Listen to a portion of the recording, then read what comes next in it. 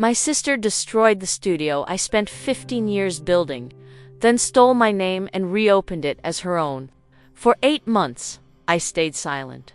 What she didn't know was that my late husband left a vault that would expose her in front of the entire city. The morning everything ended didn't begin like an ending. It started like every other Tuesday in Seattle gray light, seeping through the blinds. The metallic scent of early rain and the faint hum of the city waking too slowly. I remember the way the coffee burned my tongue as I drove down East Lake Avenue. My hand smelled faintly of clay, and in the passenger seat was a fresh box of porcelain test tiles. I had been working on a new glaze eye called Rainfall. The name felt poetic at the time. I didn't know poetry would turn on me that day. When I reached my studio, something was wrong before I even unlocked the door. The street felt too quiet, and the air, still heavy with mist, tasted unsettled. The lock gave way too easily. For a heartbeat, I thought maybe I'd forgotten to secure it the night before. But the truth revealed itself the moment the door creaked open. The sight hit harder than any noise could have. Shelves overturned, bowls shattered, clay dust hanging in the air like fog caught in sunlight. It wasn't random chaos. It was deliberate, cruelly deliberate. The kind of destruction that comes from knowing exactly where to hurt someone. My first kill, the one Stellan and I had hauled up those narrow stairs 15 years ago, was cracked open, its door ripped from the hinge like a mouth mid-scream. The firebrick inside was split. The element wire dangled, severed. It would never burn again. I couldn't move at first. The sound of the city outside felt miles away. Buses, horns, people, but none of it reached me. The studio had always had its own heartbeat. The hiss of glaze cooling, the low hum of the kiln, the rhythm of my wheel. Now there was only silence. I stepped inside, and the floor crunched beneath me. Shards of my own work sparkled faintly in the thin morning light, like bones glittering underwater. It was the smell that broke me. Wet earth, dust, and faint char. The scent of something precious turned to ruin. I remember pressing my fingers to my lips so I wouldn't make a sound. I didn't cry. Tears would have felt indulgent. Instead, I started counting the broken pieces the way I counted kill loads, methodically, mechanically, because counting gave shape to grief. There was no question who had done this. Brielle's storms always left fingerprints invisible to everyone but me. She had that talent to destroy something exquisite and pretend it had slipped from her hands. When we were girls, she smashed my first sculpture at a school fair because the teacher praised it more than hers. At 15, she dated my first love just to prove she could. It wasn't about winning. It was about erasing me. I recognized the pattern too well. That morning, surrounded by wreckage, I realized she'd simply scaled up her old habits. Later, I'd learned she hadn't stopped at destruction. She had filed legal documents claiming ownership of Eastlake Clay Studio. My name, my space, my identity gone with a few forged signatures. A local lawyer had rubber-stamped it without question. I had built a world out of patience and precision, and Brielle reduced it to paperwork and ash. I didn't call anyone that morning.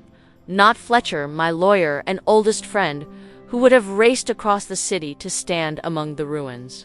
Not my daughter, who would have begged me to report the vandalism. I didn't give Brielle the satisfaction of drama. Instead, I walked slowly around the room, cataloging loss like an archivist.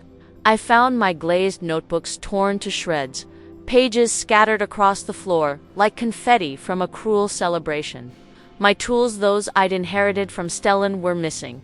Only a small clay bowl, the kind you make in your first week at the wheel, remained untouched. Perhaps by accident, perhaps mercy. I picked it up. It was uneven, lopsided, rough along one edge.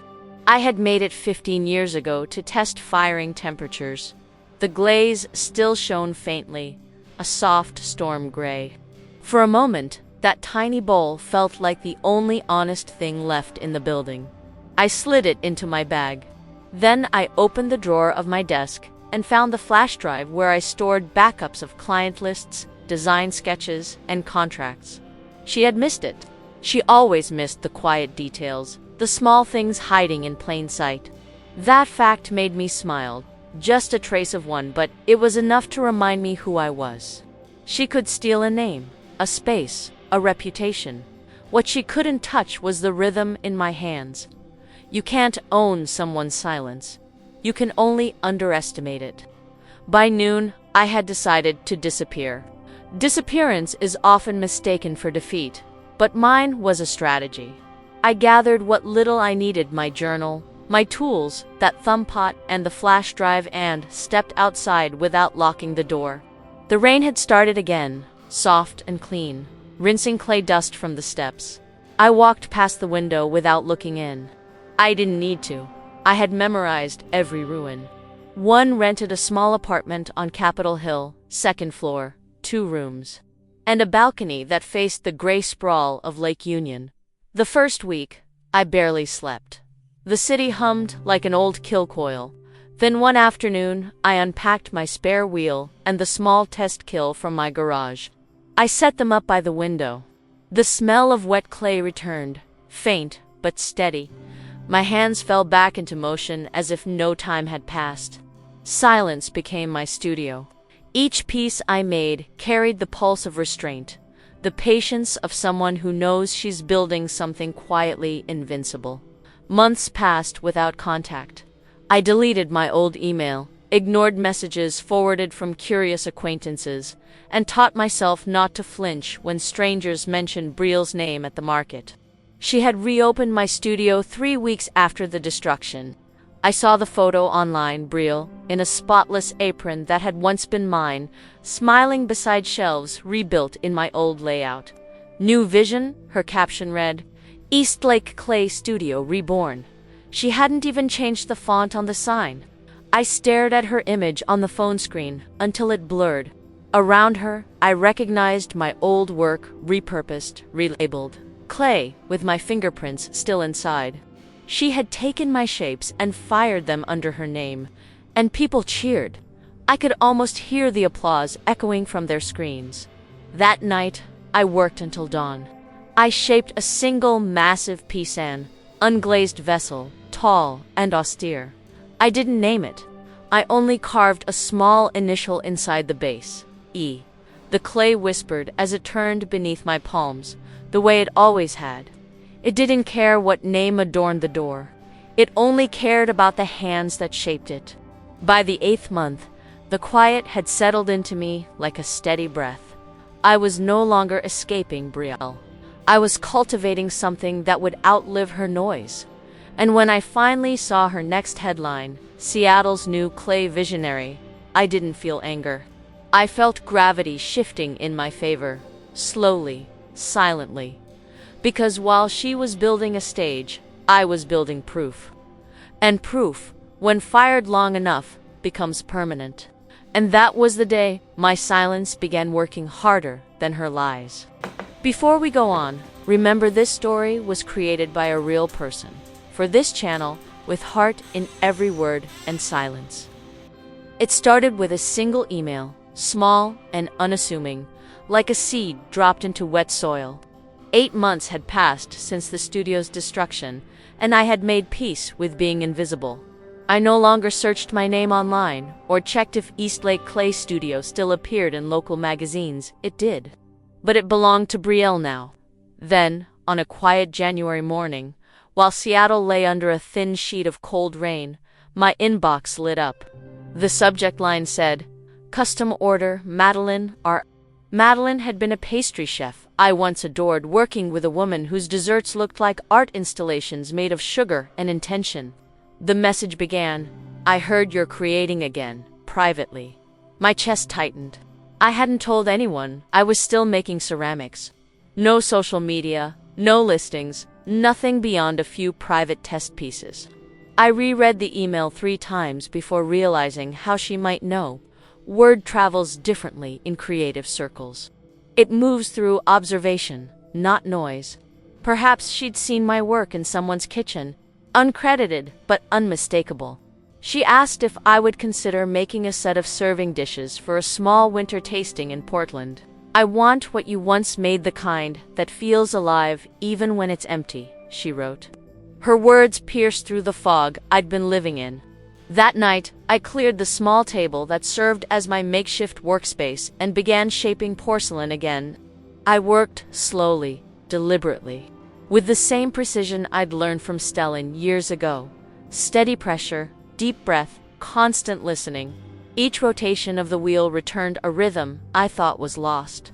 The clay bent back into memory under my hands, pliable and forgiving. When the forms hardened enough to hold shape, I glazed them in shades of gray and milky white, inspired by the city's winter light. When they were done, I sealed them in plain brown paper, tied them with hemp twine, and signed the bottom of each piece only with the letter E. No name. No name was needed.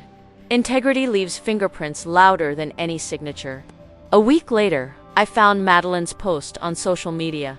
3 porcelain bowls on a marble table, each holding a dessert luminous enough to look alive. The caption read, "For those who still believe in handmade things." It was quiet, humble, and perfect. The comments came fast, hundreds of them admirers dissecting the food, the photos, the aesthetic. But tucked between them were a few that made me pause. Is that the old Eastlake clay style? Looks like Elspeth's work.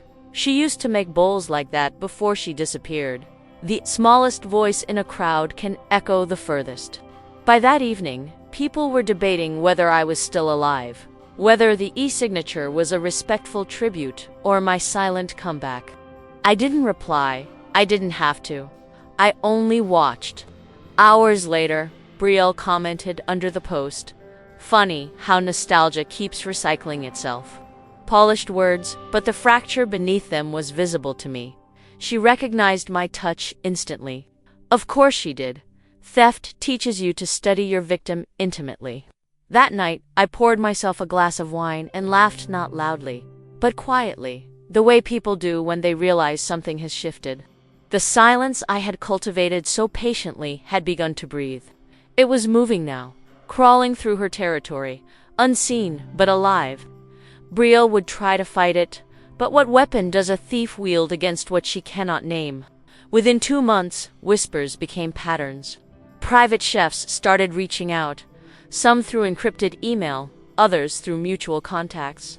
Boutique hotels requested exclusive, unsigned dinnerware in the classic Eastlake texture. One message from Paris offered to fly me out for a small gallery, show anonymous pieces, welcome. Success, I learned, doesn't always announce itself. Sometimes, it tiptoes in carrying old clay dust and quiet vengeance. Every night, I worked long past midnight, the hum of the small kiln vibrating through the apartment walls.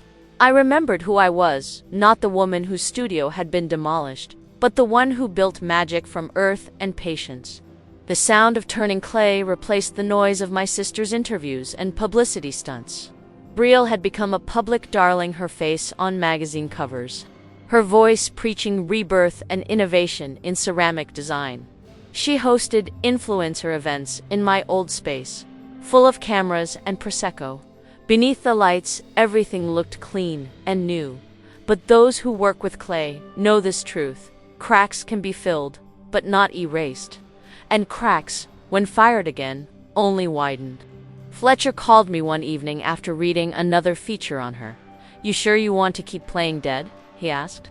His tone carried affection wrapped in frustration. I smiled against the receiver. "I'm not playing dead," I told him. "I'm fermenting." He laughed. "That's not a word people use for revenge." "It should be," I said. "Fermentation takes time, but when it's ready, it can burn." I stayed hidden, letting the market's curiosity build naturally.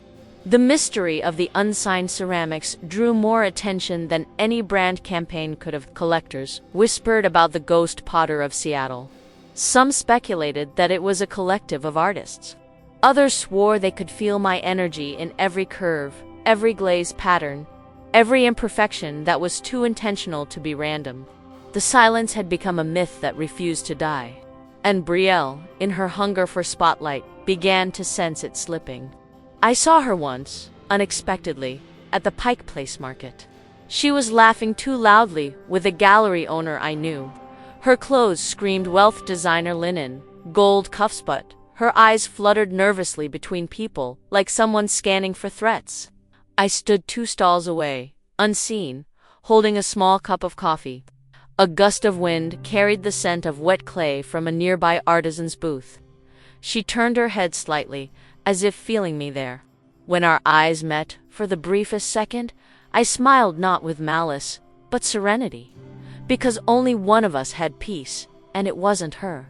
That night, I made a bowl entirely black, glazed matte, no gloss, no reflection. It absorbed light, devoured it, the physical embodiment of everything she had once tried to hide. On the underside, for the first time, I carved Elspeth. It wasn't to reclaim the name, it was to remind myself that silence doesn't erase identity, it refines it. By spring, I had a waiting list. I couldn't keep up with orders from people who swore they'd keep everything confidential. Fletcher called again, this time with legal documents he wanted me to see, but I told him, not yet. I wasn't finished letting her sweat beneath her spotlight. Because every empire built on applause eventually collapses when the audience stops clapping. And I already knew what silence does best, it waits. So when the next morning came, I opened my laptop to find 6 new inquiries, all with the same subject line, heard you're back. The tide had turned, quietly, elegantly, the way art always does when it has something to prove. And all I had done was make things with my own hands and let the world notice. Because winning doesn't always roar. Sometimes it whispers. And those whispers, when collected long enough, become a storm. Where are you watching from? Drop A if you're rooting for Elspeth already. The first time one of my unsigned pieces appeared in a magazine, I almost missed it. The photo showed a breakfast scene from a new boutique hotel in Vancouver, crisps of light coming through sheer curtains, coffee steam rising from handmade cups, muted colors exactly like my glazed palette. The article praised the hotel's rare artisan dishware sourced from a mysterious local supplier. I zoomed in on the image, and there it was, the curved lip of a cup, slightly asymmetrical, the faint indentation where my left thumb always pressed too deeply during the wheel's final turn. I smiled. The world was slowly becoming covered in my fingerprints again, whether anyone realized it or not. I didn't tell Fletcher. I didn't even tell Madeline, though she would have been thrilled. It wasn't time for noise yet. I was still crafting presence through absence. My pieces began appearing in other places, too quietly, beautifully like ghosts in restaurants, homes, and galleries that didn't know how to name what they were feeling. A Parisian gallery posted a photo captioned simply Une main inconnu, maze, ignobly blonde, unknown hand, but unforgettable. I printed that phrase and taped it above my workspace. It reminded me that anonymity could be power, too. By spring, I had built something invisible but unstoppable. My phone hummed with messages from chefs, editors, gallery curators, people accustomed to speaking in polished public tones, but writing to me in whispers. They all mentioned one thing. The work had soul. And that word made me pause every time. Brielle had once told an interviewer that ceramics were just chemistry and design. She never understood how wrong she was. Art isn't what you make. It's what stays alive after someone's forgotten who made it. Meanwhile, my sister was beginning to unravel under her own spotlight. Fletcher once called it the slow burn of borrowed light. She was everywhere: events, interviews, podcasts, but under the perfection, small cracks began to show. Critics questioned inconsistencies in her glaze process. Then a well-known chef publicly withdrew from a collaboration, hinting at ethical disputes. I read those words slowly, savoring each syllable. Brielle was starting to suffocate beneath the veneer she built. Fame, I'd learned, is just a kill under constant fire. Eventually, something inside explodes. I kept to my small apartment, filling it with silence and steady purpose. The hours between dusk and dawn became sacred, hands steady, breath slow, the spinning of the wheel meshing with my heartbeat. Each piece I created held a story of restraint. I began an entire collection based on the phases of recovery: ash, vapor, pulse, stone. Each one had its own glaze technique. The Pulse series became my favorite in porcelain, translucent enough that candlelight could bleed through it like veins under skin.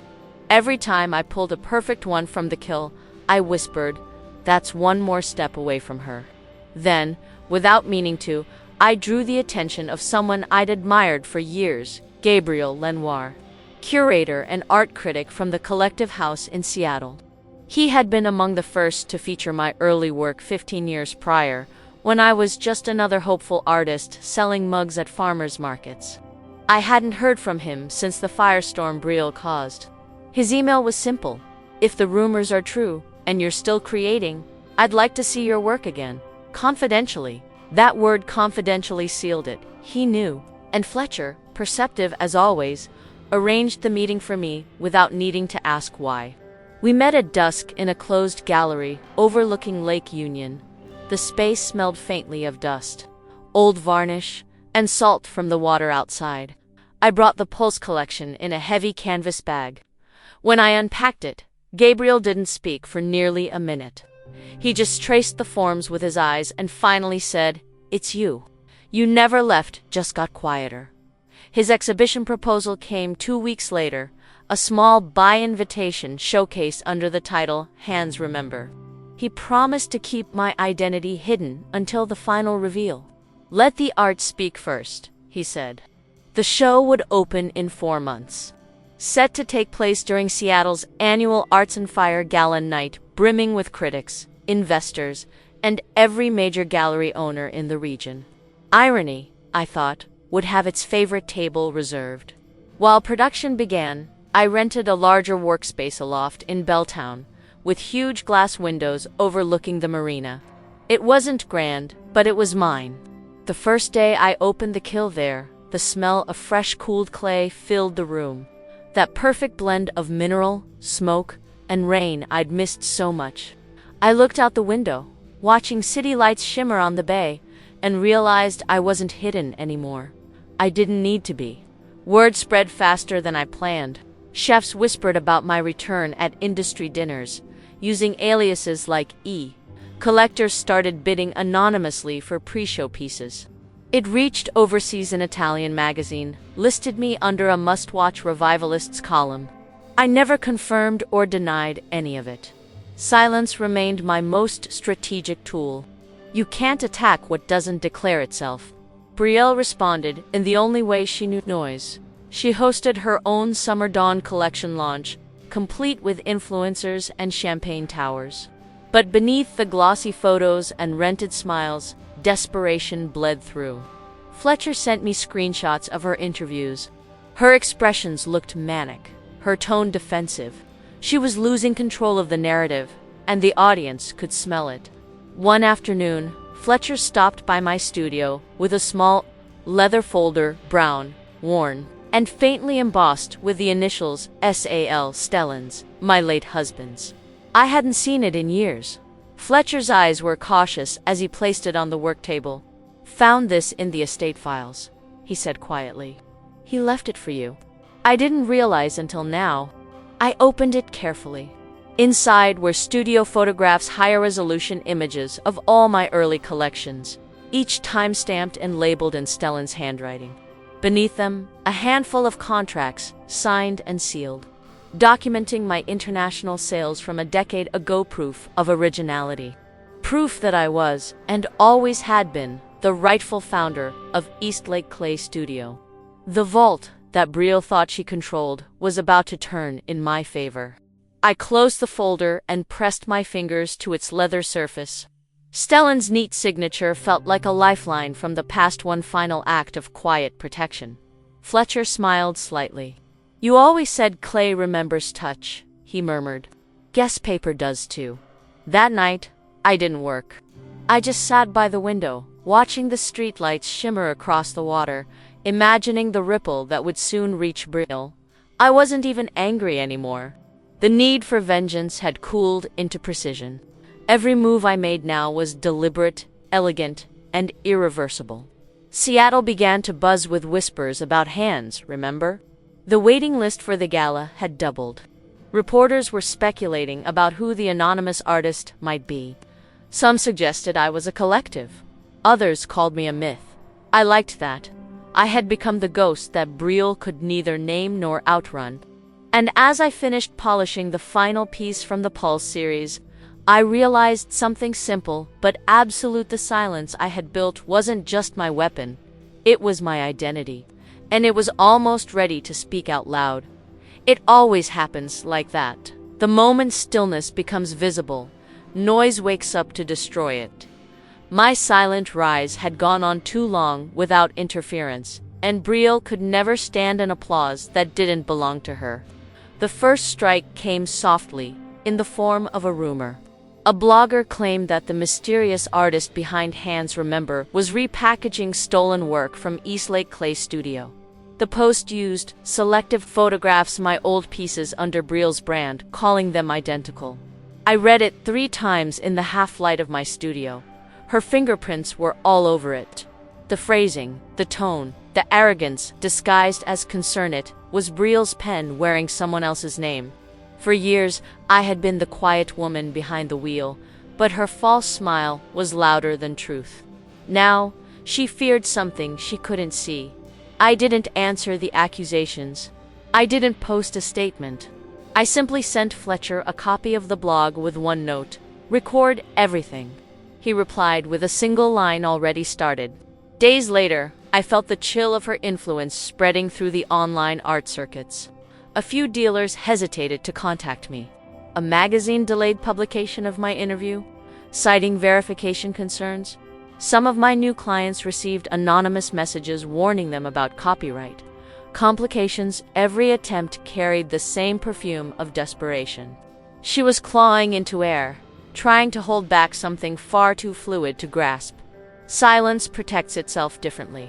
It doesn't fight. It absorbs. Still, the tension pressed on me like humidity before a storm. At night, the city's glow turned metallic in the window, cold and watchful.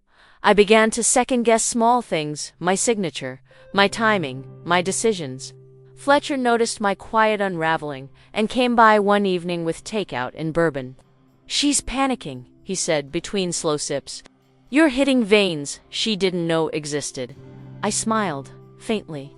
"Then let her bleed quietly," he chuckled. "You sound like Stellan. That's probably dangerous," I said. "Not if you learned what he meant." He never believed in force. He believed in truth to time, and I realized Fletcher was right.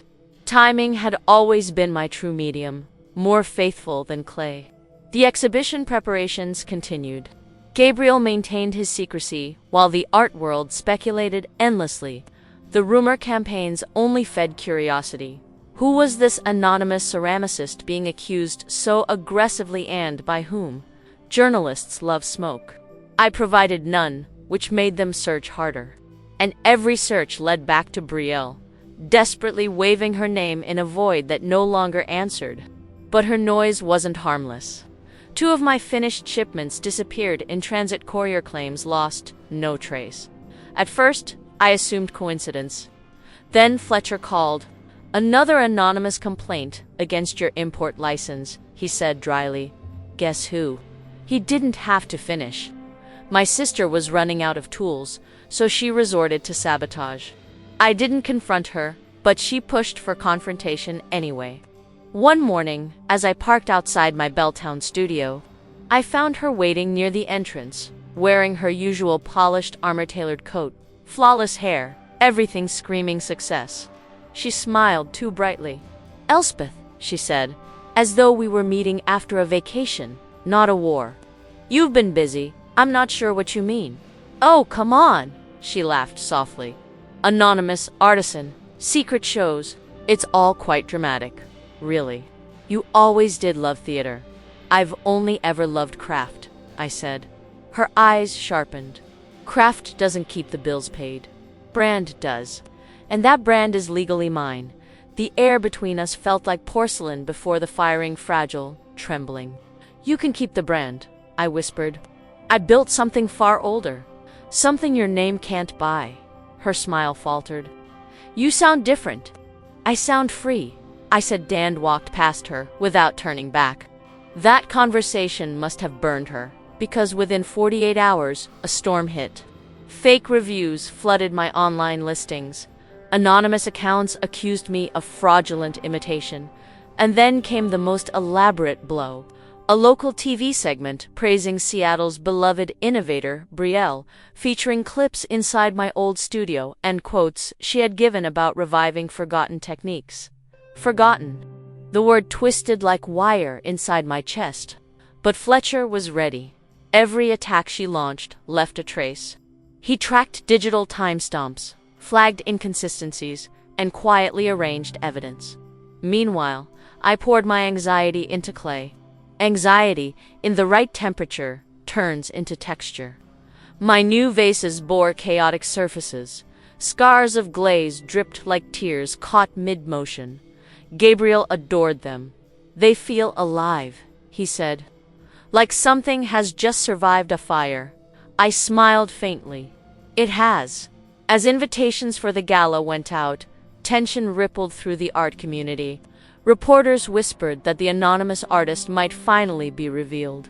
Collectors from New York and Tokyo pre-ordered half the collection, and then, out of nowhere, Brielle announced her own exclusive exposition week. Same dates, same clientele. She even mirrored Hans Remember's press design, changing only the title font. Fletcher burst out laughing when he saw it. "She's flailing," he said. I shrugged. "Let her. It will make the fall clearer." The night before her event, Brielle released one last attack. She hinted to a popular art blog that I'd been struggling with mental health issues for years. It was a cheap shot, cruel and cowardly, a proof of how small her arsenal had become. I read it once, closed the window, and went back to trimming a vase's base with the wire cutter. The rhythm steadied me. Art, I realized, had cured what she tried to weaponize. The irony, of course, was that her event, her so-called reclamation gala, was nearly empty. Social media caught it before morning. Wide shots of deserted tables, mismatched decor, bored assistants pretending enthusiasm. The comments were merciless, overexposed, fading trend. Something's off. Her name had become a punchline overnight. By contrast, my exhibition waiting list overflowed. Silence had done what noise couldn't it, made people lean closer. On the eve of my exhibit's unveiling, I stood alone in my studio, surrounded by the finished pieces, bathed in soft lamplight. My hands moved over the cooled porcelain, feeling the faint tremors left by creation, the heartbeat under the glaze. Outside, rain pattered against the window. Seattle always forgave through rain. Fletcher called, his voice calm but charged. "It's almost time," he said. "Almost," I echoed. There was a pause. "You ready for her next blow?" I smiled. "She's already thrown it. All that's left now is the echo." He laughed softly. "Then I'll see you at the gala, Elspeth." And when I ended the call, I whispered into the still air, "Yes, let her hear it too." The wheel on my workbench spun one last time that night, smooth and certain, before I turned off the lights. I slept better than I had in years. Because sometimes the loudest thing you can do to someone who lives for attention is nothing at all. Tomorrow's the big reveal. Will Brielle survive it? Hit that bell so you don't miss it. When power changes hands, it doesn't happen with fireworks. It happens with stillness. That's how the counterattack began, not in chaos, not in rage, but in quiet precision. 3 days after registering Atelier Elspeth and Clay, I visited the new space. It was hidden behind a garden courtyard in downtown Seattle, a single-story brick building with tall glass doors and the faint scent of old cedar. The property had belonged to an antique restorer who had recently retired.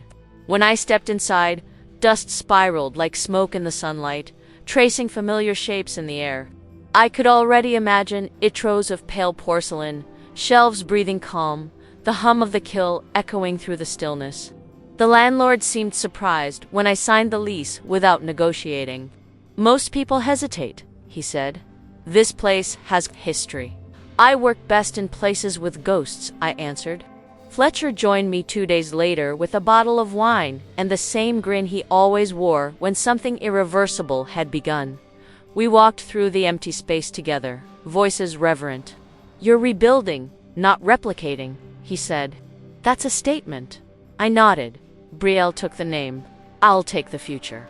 We opened quietly. No press release, no ribbon cutting, just a single post on the Collective House website. Atelier Elspeth and Clay, bespoke ceramics, private clientele, by appointment only. Within 24 hours, 12 bookings arrived. Some were names I knew: chefs, designers, one curator from Paris who had followed the whispers across oceans. My work was no longer a secret. It was a rumor that could invoice. The first day, the kill ignited in the new space. Its roar felt like resurrection. Heat trembled through the brick, faint light flickering against the walls, shadows dancing over rows of half-finished sculpture. The air smelled alive again: smoke, clay, promise. I pressed my palm to the kill door, remembering the cold metal ruin I had once touched years ago. It had been quiet then, dead. This one pulsed like a living thing.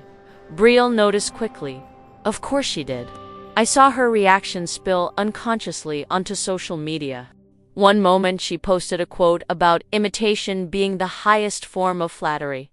The next, she uploaded new photos from her latest Eventa restoration party. She called it her attempt at reclaiming relevance. Dozens of influencers tagged themselves in designer coats amid staged pottery displays. Champagne poured theatrically over cracked vases meant to symbolize renewal. But the captions told a different story. Half of them were awkwardly phrased apologies for poor lighting or no shows. Gabriel sent me a message that night. I heard her crowd was thin. Empty chairs photographed terribly. I replied simply, "Silence always fills space better." By the end of the week, my studio demanded full scheduling control.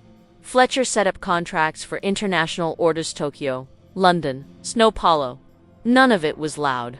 Each invoice carried a small, embossed watermark, the dash I had carved into every piece. My secret mark, now printed in silver ink. A symbol of absence turned permanent. The press began circling again. Whispered features now carried language like phoenix, rebirth, revenant hands. Yet still, my identity remained unconfirmed. That mystery became my marketing. People crave stories they can't finish without watching. And soon, they'd watch me finish one perfectly.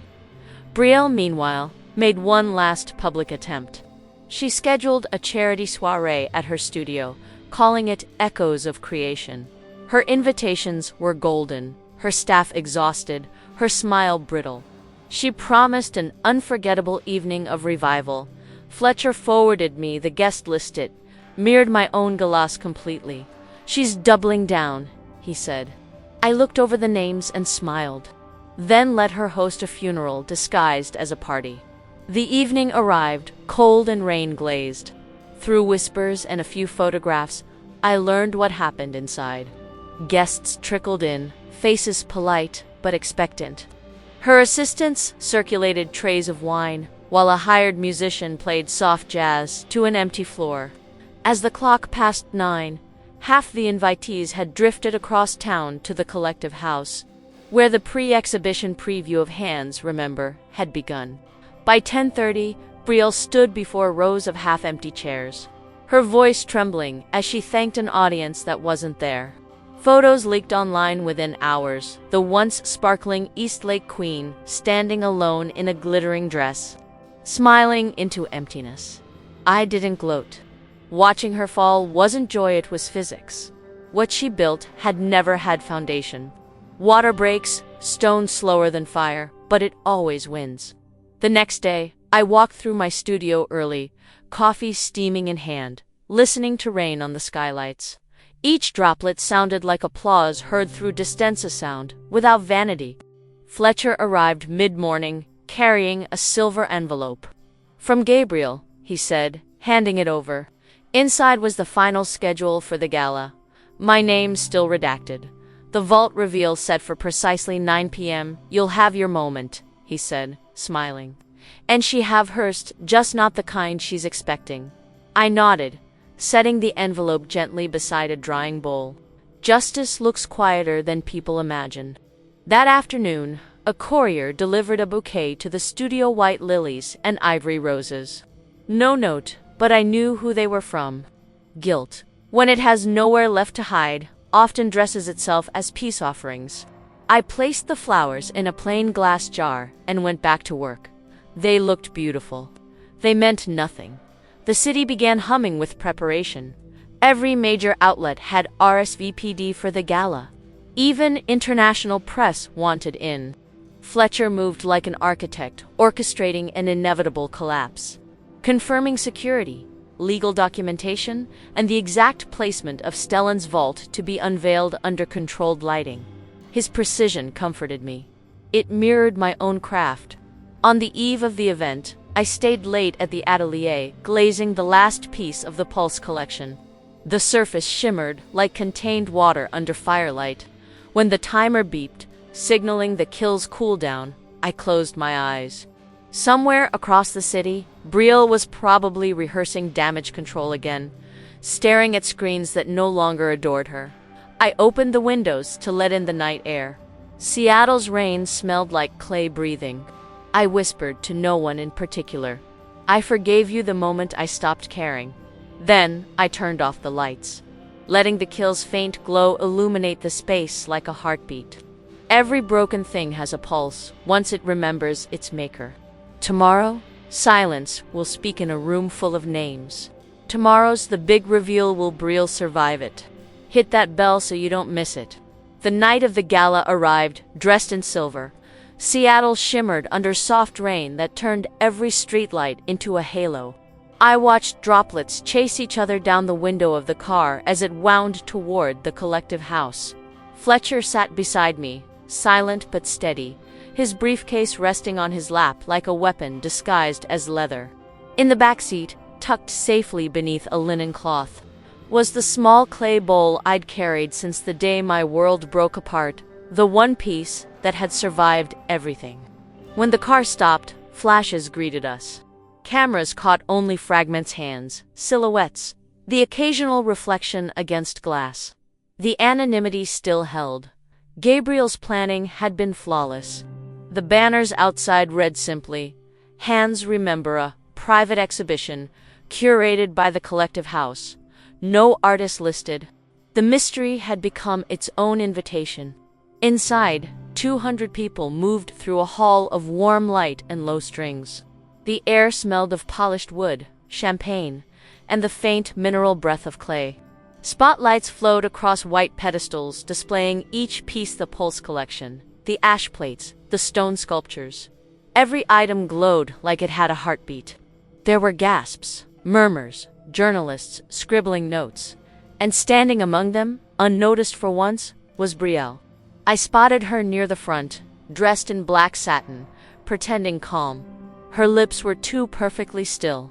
I wondered what she told herself to gather the courage to come. Maybe she believed what she always did, that the audience belonged to whoever spoke loudest. Poor thing. Tonight would teach her what silence could do.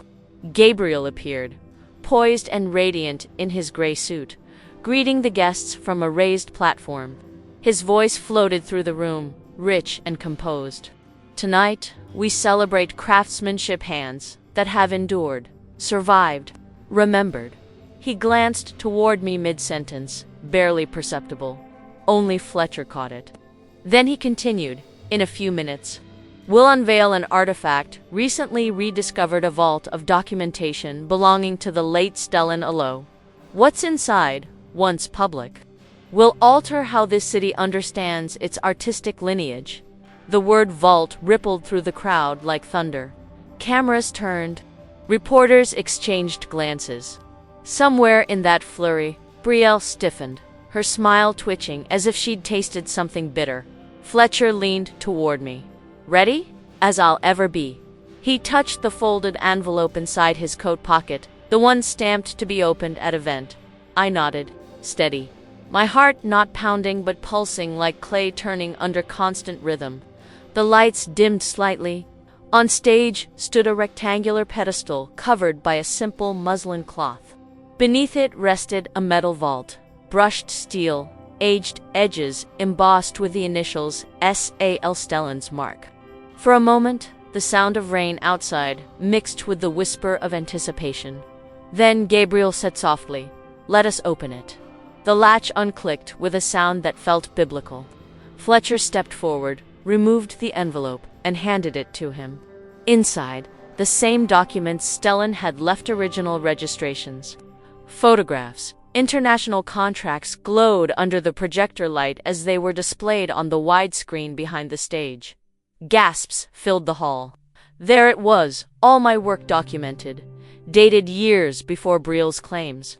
Signatures, ink-faded but immaculate, my handwriting looping across each page. Gabriel narrated calmly, his voice slicing through disbelief.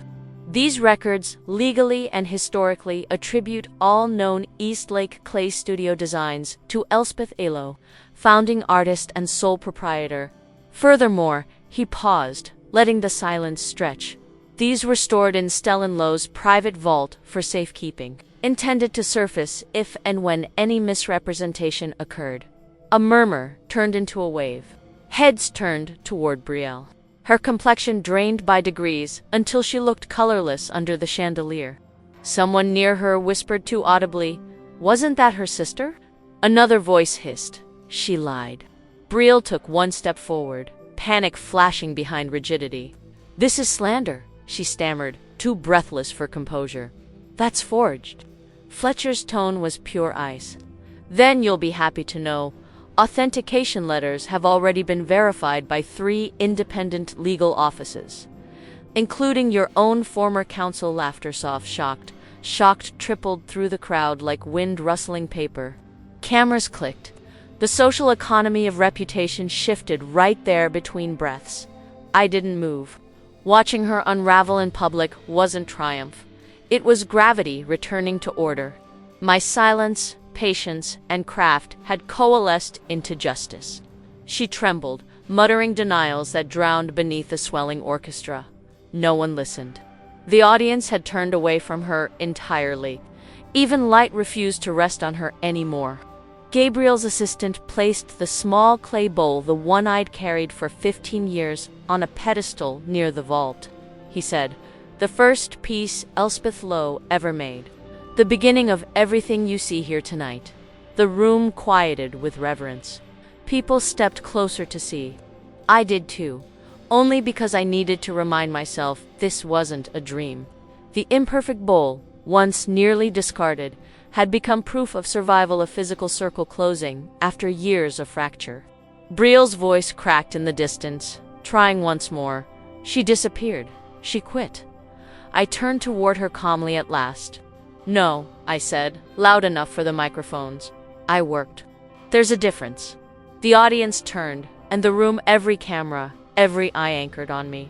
For a moment, the silence pressed from every direction, then released into applause so thunderous it folded the air. Flashbulbs burst white in waves. I saw figures cheering, some crying. Fletcher watched me with quiet pride. Gabriel smiled behind tear-blotted glasses. Brielle was frozen in place, collapsed inward, but standing, her empire dissolving without a sound. I wanted to say something cruel, something cutting, but vengeance isn't conversation. It's punctuation. I walked to the microphone, hands steady, voice like porcelain cooling. "Every piece of clay remembers the hands that shaped it," I said. Mine remembered too. And then I stepped back. The orchestra began again, softer this time, strings trembling under light. Guests surrounded the vault in awe, photographing the documents, the signatures, the bowl. Brielle quietly slipped out the side door. No one was watching. She left the way she'd entered every room her whole life, chasing applause that wasn't coming. When the night ended, Fletcher and I stood near the exit, watching gallery staff pack up the vault. "You did it," he murmured. I shook my head. "No," I said quietly. "The truth just outlived the lies."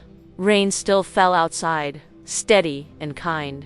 I lifted my face toward it as we walked into the night. Each drop felt like clay being cleaned for the next creation.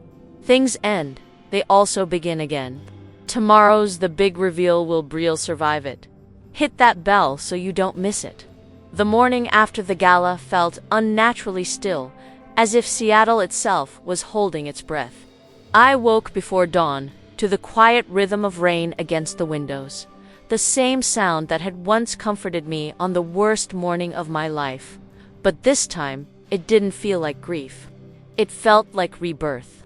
The storm had broken, and what remained was only the truth, naked, clean, and funnily enough, my phone buzzed endlessly before I even poured my coffee. Notifications, statements, interview requests. Headlines read, "Eastlake artist exposed as fraud. The true hand behind Seattle's ceramic legacy revealed." Fletcher had predicted this cascade. He left a single voicemail, ignored the noise, let the papers do the talking. "You've already said everything you needed to." He was right. Nothing more needed my voice. Silence had carried me this far. It could carry me through victory as well. I spent the morning cleaning the studio, washing stray glazed bowls, rearranging tools. There's something sacred about returning to ordinary actions after extraordinary battles. Each motion was grounding, the sound of running water, the smell of wet clay, the soft scrape of tin knives rolling back into drawers. By noon, Gabriel called. "The vault stays under protection," he said. "It's now considered an official archive." The museum board voted unanimously to rename the upcoming exhibition Hulda Elspeth Lowing. His voice cracked slightly at the end. He would have been proud, you know. For a second, I couldn't speak. Stellan always believed in deadlines measured by destiny. I finally whispered. Gabriel laughed softly. "Then destiny's right on time." Later that day, I visited the collective house again, long after everyone else had left. The vault still sat on its pedestal, cold steel shining under the gallery lights. The cleaning crew nodded politely as I approached. Inside the vault, arranged with care, were every proof, every contract, every photo Stellan had once stored. It felt almost merciful of him to prepare my freedom before I even knew I'd need it. I ran my fingers over his handwriting on one of the pages, the moleskin signatures tucked near the corner. Keep your hand steady. Time will do the rest." For the first time in years, I let myself cry not from anger or relief, but recognition. Grief can grow new roots if you give it light. Turns out, mine had become art. The world reacted fast, as it always does when scandal meets truth. Within days, collectors began returning contracts to me that had once been sold under Brielle's name. Journalists released exposes, piecing together her fabrications. Galleries that had once worshipped her now issued public apologies. The final humiliation came quietly.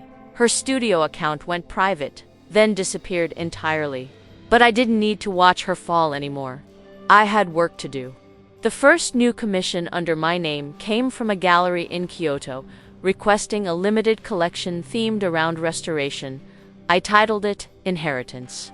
Each piece was shaped from clay I'd gathered from the ashes of my old studio, tiny fragments, sieved and reborn into new vessels. The kiln hissed in steady rhythm while I worked, like a heartbeat syncing with mine. At night, I found myself revisiting the gala in memory. The lights, the sound, the faces. How people gasped, not because a fraud was caught, but because they'd witnessed honesty without spectacle. Art has always been truth disguised as beauty, I realized. And I had simply stopped disguising it. Fletcher came over on the fifth evening after the gala, carrying a newspaper folded under his arm and 2 cups of coffee. "You've been baptized in headlines," he said with a smile. "How's our quiet avenger today?" I laughed softly. "Tired of noise, as usual." He sat opposite me, sipping slowly. "Do you know what people are calling you?" "I try not to," he smirked. "The woman of clay and silence. I'd say it suits you." We didn't talk much after that. Just let the rain fill the gaps between sentences. Sometimes, companionship doesn't require sound, just presence. When he finally left, I stood by the window, tracing the city lights through the fog. Seattle glittered faintly below like porcelain dust scattered over velvet. Days passed. Invitations came and went. I declined most of them. Instead, I poured my energy into teaching workshops at the new atelier. I taught the young ones how to listen to clatha texture, the wobble, the smallest shift of pressure under their palms. Clay remembers, I told them. You think you're shaping it, but it's watching you, too. They laughed, but they understood. Then, one evening in late spring, I received a thin envelope with no return address. Inside was a handwritten note in Briel's unmistakable calligraphy. Elspeth, I thought taking what was yours would give me peace. It gave me nothing. You were right, silence is the one thing I never learned to survive. I'm leaving Washington. I won't bother you again. I hope, one day, you let go of the hate I taught you. B. I sat with that letter for a long time, not burning it, not forgiving, it just letting it exist. Sometimes closure doesn't need a witness, only acknowledgement. People like Brielle destroy to feel alive. People like me rebuild to stay that way. In the end, both paths lead to the same question. What remains? For me, what remained was work steady, tangible, honest. I placed her letter in Stellan's vault, next to his notes, not as forgiveness, but as proof that every story finds its full circle eventually. That night, I stood in my studio again, candlelight playing across shelves of finished work. The air smelled of rain and porcelain, soothed and alive. I lifted that first imperfect bowl, the same one I carried from my ruined studio, through exile, through war, and turned it in my hands. The little flaw on the rim still caught the light. I ran my thumb along its edge and smiled. This was never about revenge, I said quietly to the empty room. It was about remembering who I am. Outside, thunder rumbled softly, more promise than threat. I set the bowl back in its place and turned off the lights. Somewhere deep under the silence, the kill cooled, whispering a sound I hadn't heard before: contentment. When you've lived long enough, you learn that the truth doesn't shout. It simply stays. And so did I, if you've ever built something from the ashes of what someone tried to destroy. Tell me in the comments, I want to hear your story.